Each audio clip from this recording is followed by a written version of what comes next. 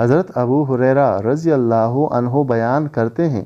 کہ رسول اکرم صلی اللہ علیہ وآلہ وسلم نے ایک مرتبہ حضرت جبرائیل علیہ السلام سے دریافت فرمایا، اے جبرائیل، ذرا یہ تو بتاؤ تمہاری عمر کتنی ہے؟ حضرت جبرائیل علیہ السلام نے عرض کی، یا رسول اللہ صلی اللہ علیہ وآلہ وسلم،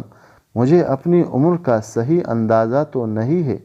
لیکن اتنا یاد ہے کہ ساری کائنات کے پیدا ہونے سے پہلے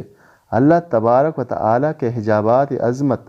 میں سے چوتھے پردے میں ایک ستارہ چمکا کرتا تھا، اور وہ ستارہ 70,000 سال کے بعد ایک مرتبہ چمکتا تھا، اور میں نے اپنی زندگی میں وہ ستارہ 72,000 مرتبہ دیکھا ہے۔ حضور صلی اللہ علیہ وآلہ وسلم فرمانے لگے، اے جبرائیل، مجھے اپنے رب ذوالجلال کی عزت کی قسم، وہ چمکنے والا ستارہ میں محمد صلی اللہ علیہ وآلہ وسلم ہی ہوں۔ رسول اللہ صلی اللہ علیہ وآلہ وسلم نے فرمایا، جب تم میں سے کسی شخص کو نماز میں جماعی آئے تو وہ جتنا اس کے بس میں ہو اس کو روکے، کیونکہ شیطان اندر داخل ہوتا ہے۔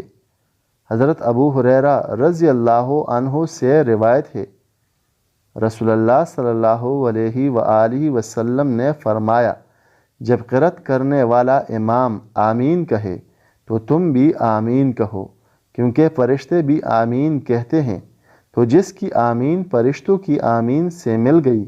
اس کے گزشتہ گناہ معاف ہو جائیں گے۔